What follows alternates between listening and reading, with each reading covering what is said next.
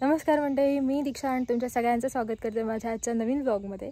आत्ताही काही ठिकाणी ओटी भरणा किंवा काही देवळांमध्ये जाणं बाकी होता, सो आम्ही त्या सगळं कंप्लीट करतो। आणि मला वाटतं ह्या इंडिया ट्रिपमध्ये तुम्ही जास्त तो देवच बघितला असतालात, त्यामुळे आत्ताही मी कोणत्या देवळाकडे येईल ह्या शेअर करते। महाराष्ट्र आणि गोवाच्या बॉर्डरवर पत्रादेवी म्हणून एक देवस्थान असा, जिकडे एक देवी त्या ठिकाणी आम्ही आता ओटी भरू गेलो। खूप जणांका माहीत नसतात, म्हणजे एक्झॅक्ट खया आता, कारण माझ्या माहिती तर बऱ्याच जणांका नाही माहिती। ते आमका विचारतात की पत्रादेवी नक्की खया, तिचा मेन जा असा त्या मूर्ती किंवा तिचा देवस्थान एक्झॅक्ट खया, कारण फक्त बॉर्डरला पत्रादेवी म्हणतात एवढाच बऱ्याच जणांका माहिती। तर इकडे येल्यानंतर कोणाक विचारलं तर सहज कळतला। आणि आता मी तुमका दाखवते, अगदी छोटीशी घुमटी, हा खूप मोठा मंदिर नाही हा, पण तरी इकडे छान वातावरण आहे, सुद्धा दाखवते। तर ही असा पत्रादेवी, ह्याचं ॲक्च्युली प्रॉपर असं काही मंदिर नाही आहे, एक छोटीशी घुमटी आहे, पण तरीसुद्धा इकडचं वातावरण आहे ना आता खूप छान आहे, त्यामुळे माका एक भयंकर आवडता। मी आत्ता तिसऱ्यांदा इकडे इलं आहे। एकदा मध्ये काहीतरी तरंगा येतात तेव्हा इलेलं आहे, आणि लग्न झाला तेव्हा आम्ही इलेलो। एकतर ही नदीकाठी आहे, त्यामुळे तर भयंकर छान वाटतं। आणि इंडियात सध्या पाऊस पडता, दिवाळी असून सुद्धा, त्यामुळे नदीच्या पाण्याची अशी अवस्था झालेली आहे, त्यामुळे पाणी तुमका गढूळ दिसता। आता आम्ही इकडे ओटी भरण्यासाठी गेलेलो आणि ओटी भरून झाली हा। आता आम्ही आणखीन एका देवळात जातलो, होता कोणत्या जातलो तर मी आत्ता सांगत नाही आहे, तुम्ही हा व्हिडिओ कंटिन्यू करा म्हणजे तुमच्या लक्षात येताला।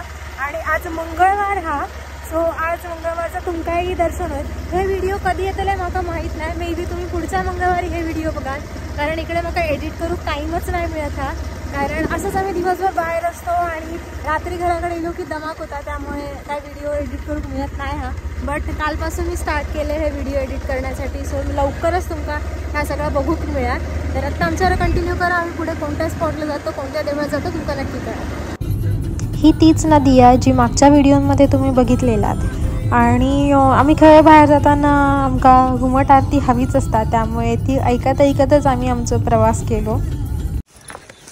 आत्ता आम्ही पोहोचलो रेडीच्या गणपती मंदिराकडे, आणि हा मंदिरा मी पहिले पायरे उतरत आणि मग आत गेल्यावर दाखवतोय। ह्या असा रेडीचा गणपती मंदिर, ह्या गणपतीचा कोणता रूप असा तर गजानन। आणि ह्या मंदिर सिंधुदुर्ग जिल्ह्यातल्या वेंगुर्ले तालुक्यातल्या रेडी गावात नागोळीवाडी इकडे असा। ह्या मूर्तीची स्थापना कशी झाली तर ती एक अशी स्टोरी हा, की त्या गावचे एक गृहस्थ सदानंद नागेश कांबळी ह्यांका 18 एप्रिल 1976 साली त्यांच्या स्वप्नात येऊन गजाननान स्वतः साक्षात्कार दिलो आणि आपली मूर्ती असलेली जागा सांगितली। तो सगळो प्रकार कांबळी यांनी गावातल्या काही लोकांना सांगून ती मूर्तीची जागा खणूक सुरुवात केली। मुख्य देवी श्री माऊलीकडे, त्या गावची जी मुख्य देवी आहे तिच्याकडे पण ह्याबद्दल सांगणा केला गेला। त्यानंतर तिच्याकडनंही असा झाला की मूर्ती पूर्ण दिसेपर्यंत ह्याचा खोदकाम चालूच ठेवा। तोपर्यंत मे महिना उजाडलो।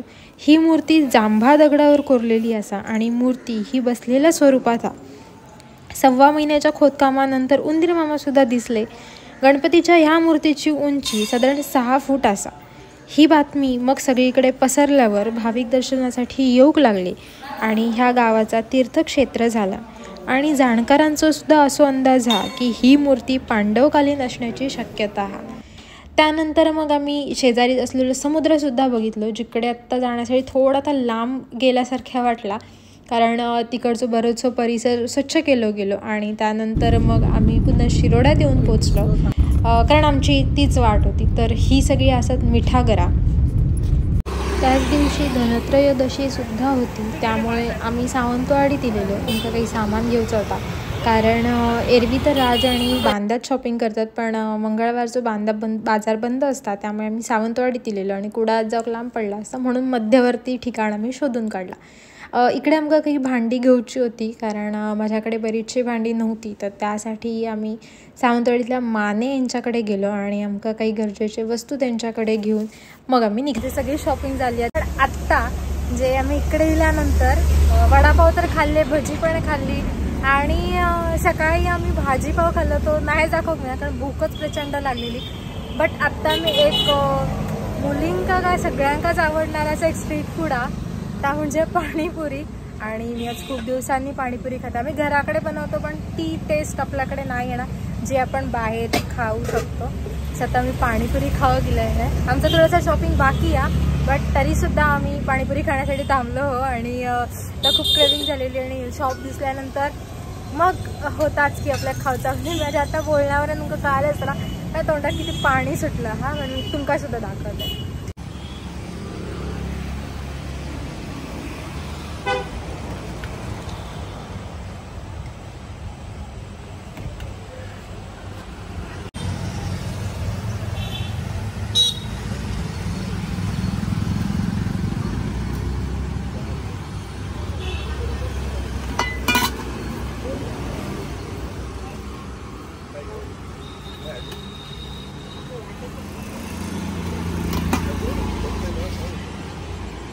टेस्ट करून बघा. तर ही खूप दिवसांनी पहिल्यांदा पाणीपुरी खात आहे. आणि इकडे हा एक चांगला की ग्लासमध्ये पाणी मिळतं जेणेकरून बाकीचे पुरी नरम नाही होते आणि त्यांचा वेळ पण वाचतो. आता मी टेस्ट करतोय. मी मीडियम सांगितलं आहे, पण मला आता थोडी स्पायसी हवी तर मी त्यांच्याकडनं घेऊ शकते.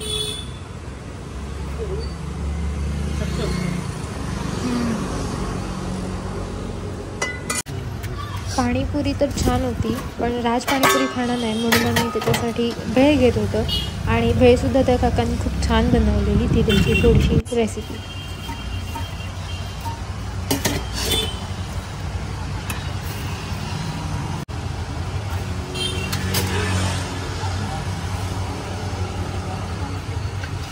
मीडियम मध्ये ना? हां, थोडं कम गोड केला तरी चालेल, कारण लहान मुलं. हां ओके ओके. चवीसाठी थोडेसे हो.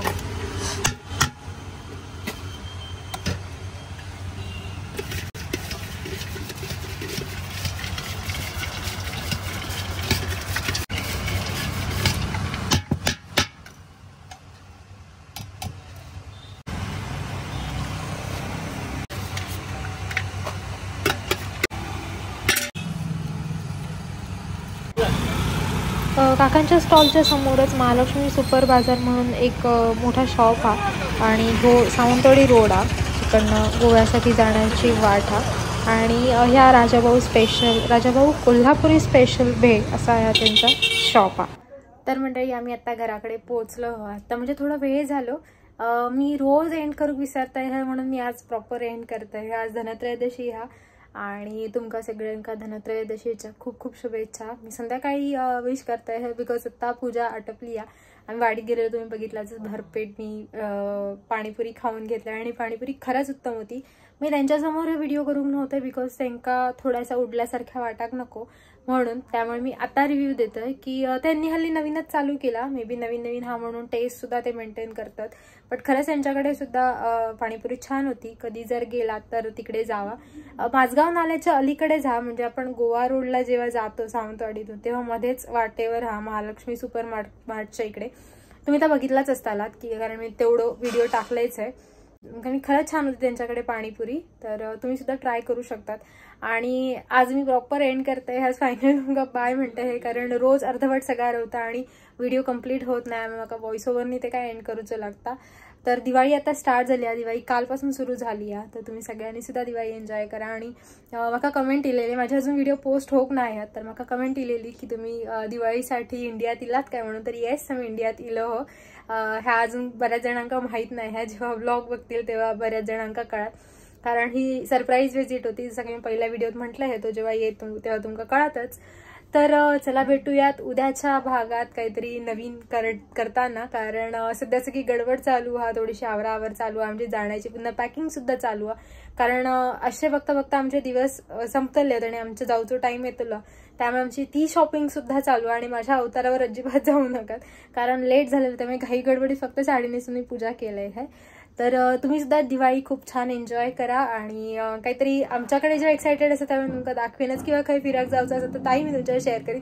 मी इंडियात दिल्यानंतर माझे हे दिवस कसे सेलिब्रेट केले किंवा कसे आम्ही सगळ्यांबरोबर घालवले ह्या सगळ्या तुमच्यावर शेअर करीन. तोपर्यंत मी आज थांबतोय आहे. आजच्या पुरतं हे ब्लॉग इकडेच थांबवतोय. ह्या भेटूया पुढच्या ब्लॉगमध्ये. तोपर्यंत बाय बाय.